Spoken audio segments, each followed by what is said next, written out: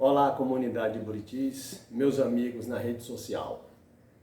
Aproveito para agradecer vocês por ter assistido o último vídeo em que eu falava do meu processo de prisão, aqueles que compartilharam e que fizeram circular as informações ali contidas. Muito obrigado a todos. Eu quero nessa oportunidade dar continuidade ao que eu havia relatado no primeiro vídeo.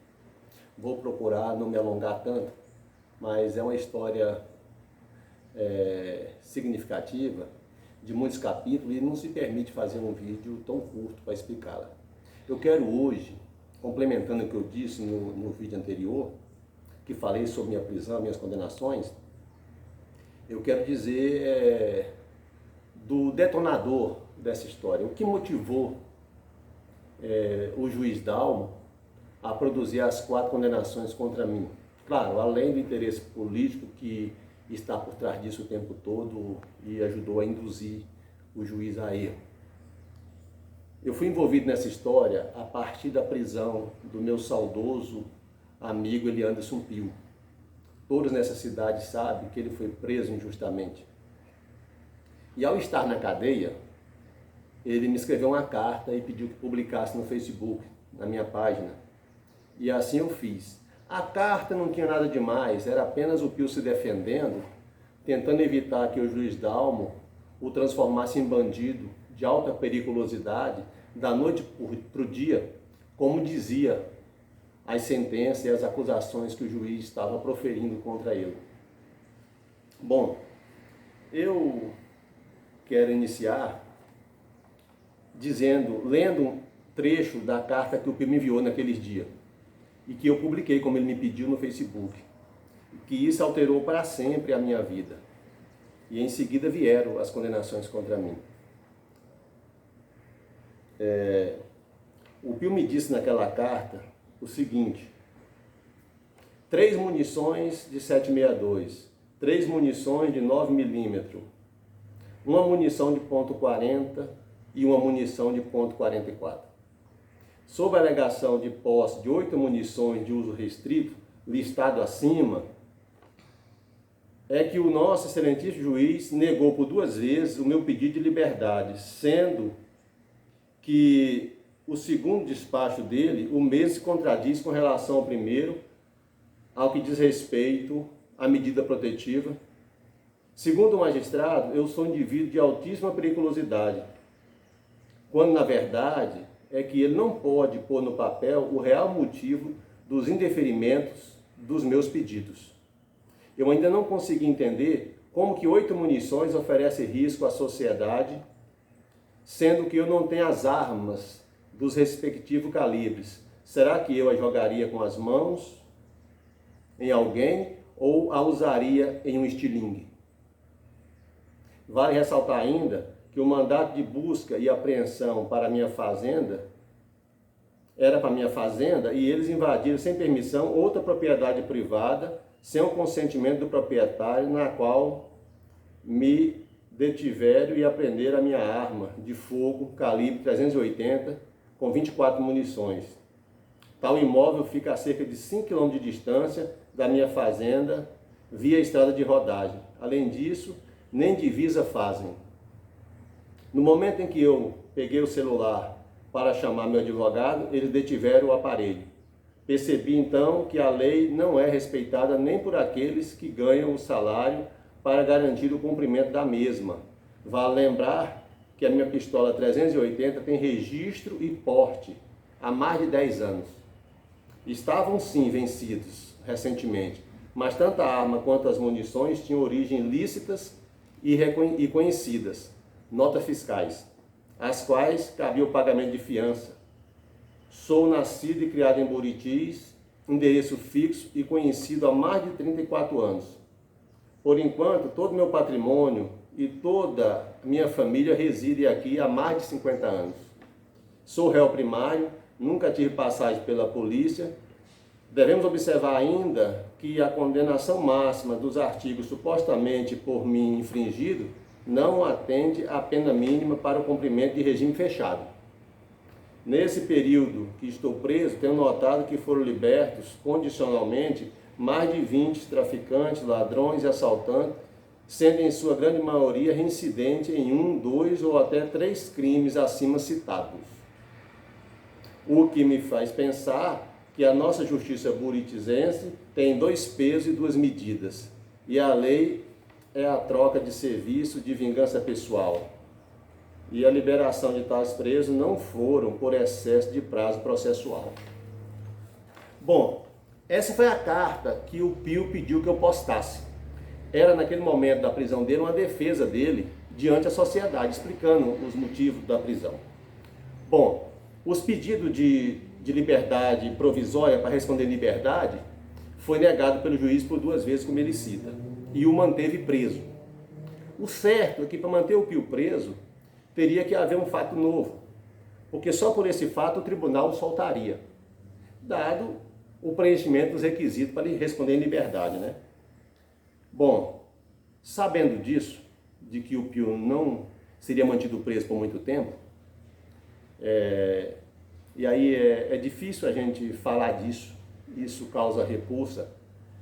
Houve uma armação, uma tramóia feita naqueles dias, que levou ao forjamento de um suposto crime de ameaça de morte do Pio contra o juiz. Para tanto, o agente Everton, que trabalhava na carceragem naqueles dias, convenceu 2 presos, o Alexandre e o Hugo, que ali estavam também detidos, a prestar um depoimento contra o Pio, acusando de ele estar ameaçando, ao sair da cadeia, matar o juiz, o delegado, o promotor. Seria em tese uma chacina contra os homens do poder. E os 2 presos, Alexandre e Hugo, mediante promessa de benefícios que seriam concedidos a eles, eles aceitaram fazer parte desse jogo. Foram à delegacia, conduzido pelo agente Everton, e prestaram depoimento, o falso testemunho contra o Pio. Isso foi o bastante para ele ser transferido para Unai e 4 meses depois estar condenado pelo crime de ameaça. Foi rápido. O juiz local, o Dalma, não podia condená-lo porque ele era parte, ele era o acusador, e remeteu para o colega de Arinos, e o colega fez a sentença condenando o Pio por ameaça, uma ameaça que não houve.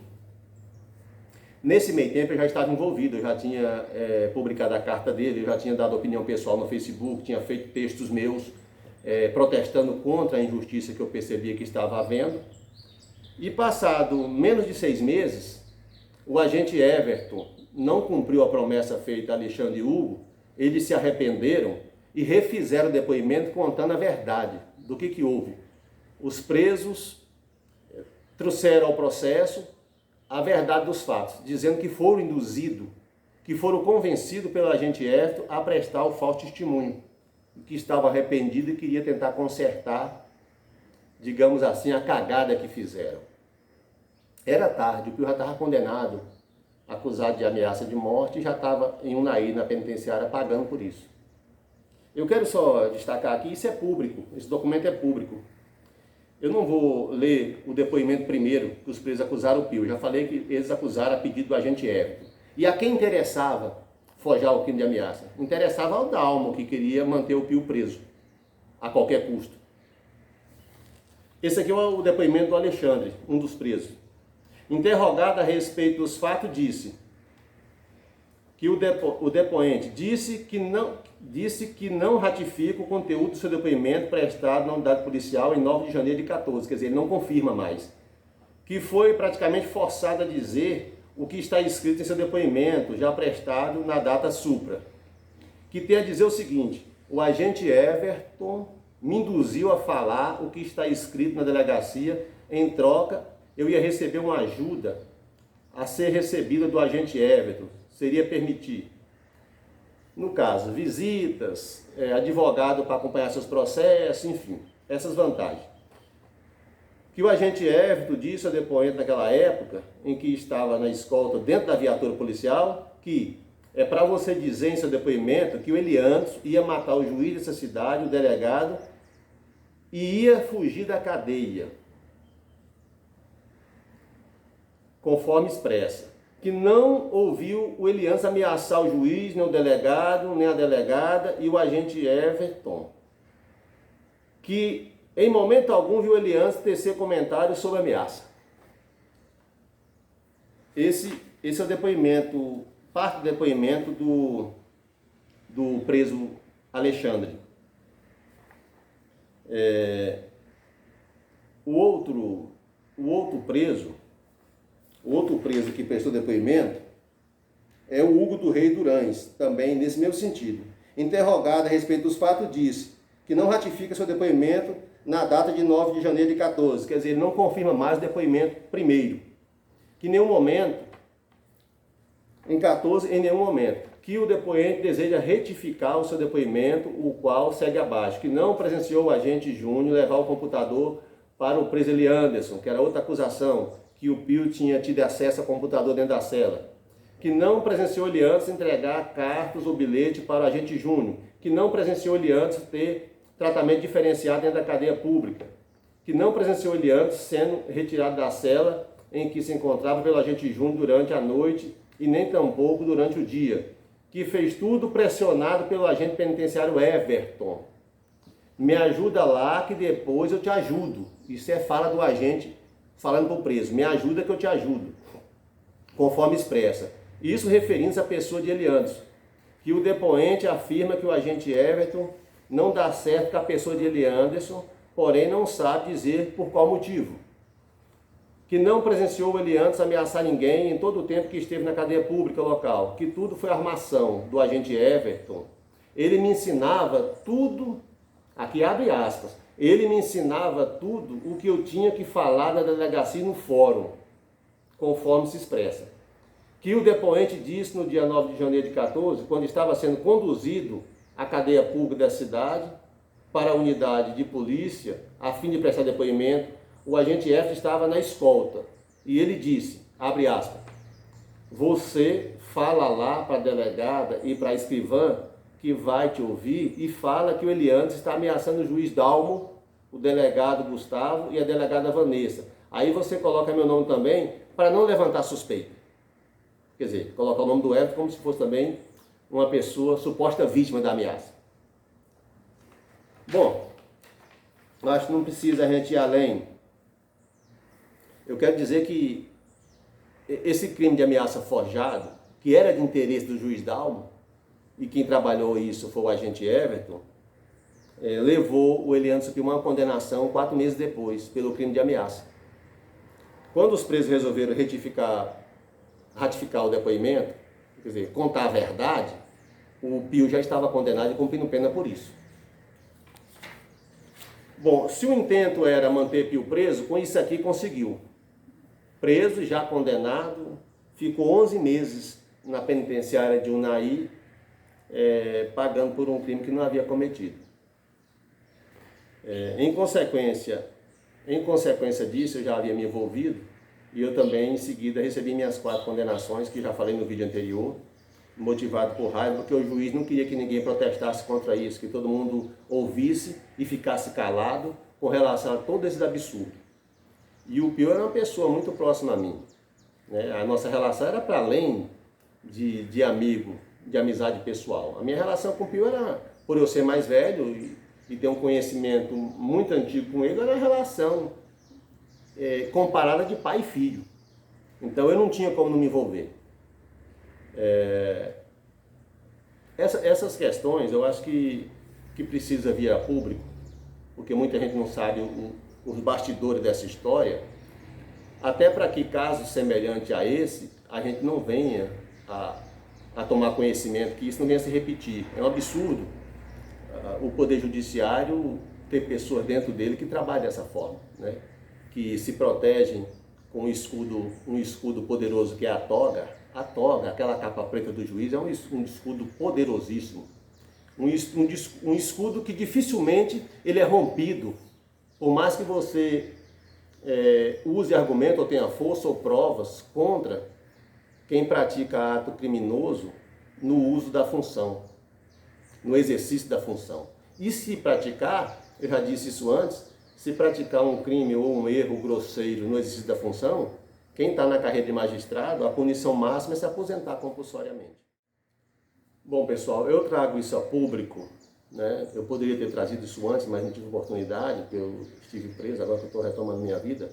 Eu me sinto ainda na obrigação e eu estou com atribuição, igualmente aquela que Pio me remeteu quando estava preso, que foi a carta, e pediu que eu publicasse e fizesse a defesa pública dele, tendo em vista que eu conhecia a conduta dele. Eu me sinto ainda hoje, após a morte dele, de certa forma responsável pela memória do Pio, né? Essas coisas que estão escritas e o que roda na sociedade é que o Pio de fato errou e que o juiz Dalmo é uma pessoa de conduta ilibada, que jamais cometeria um ato grosseiro, um crime dessa natureza. Então eu me sinto ainda responsável pela memória do meu amigo. Então é por isso que eu trago isso aqui para vocês tomarem conhecimento e poder, a partir disso, quando ouvirem ainda uma fala em defesa desses absurdos praticados pelo juiz Dalmo, que façam uma ponderação, né? Respeito todo mundo que acha que trata-se de uma pessoa super séria, que não erra, e nós todos somos humanos e sujeitos a erro, mas erro proposital dessa natureza, que modifica a vida das pessoas como modificou a mim do Pio, a gente não pode simplesmente aceitar como um erro simples, como algo que não deverá ser corrigido. Espera ainda que um dia seja corrigido, mas que a opinião pública, a sociedade, faça justiça nesse caso, limpem a memória do Pio, né? Ele não está aqui para se defender, né? E o mais curioso disso tudo, quando eu fui perguntar para o Pio por que disso tudo, ele me confidenciou que tudo isso tinha origem numa disputa passional que ele tinha com o magistrado. Lamentavelmente eu ouvi isso, e aí eu vim entender em parte, por que tanta raiva, por que tanta ira, por que levar Pio para a cadeia, por que não querer que ele saia da cadeia? Simplesmente para tirar do caminho uma concorrência numa disputa passional. É isso. Um abraço a todos.